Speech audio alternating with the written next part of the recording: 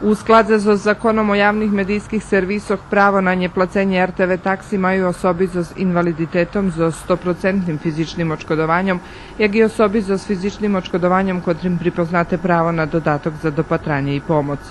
Особи котри не видзе и котри страцели слух, особи котри мају право на пенјежну социјалну помоц, пензионере со минималну пензију, ја ги особи котри мају веќе квартелни единки за единку котра ше не хаснуе.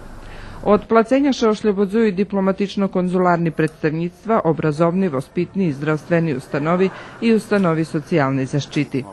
Граждање котри выполњују едно од условијах за ослободзење од плацења такси, ви можу превжат на интернет боку РТВ-а и РТС-а, ја ги на их шалтерох. Građani mogu podneti zahteve za oslobađanje već sada i predlaže se da što pre podnesu zahteve kako bi mogli što ranije ostvariti to svoje pravo.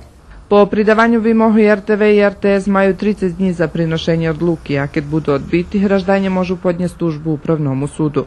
За шитски додатни информации можу волац одзелење за наплацување такси на телефони 021 2101 1797 и 021 2101 1798.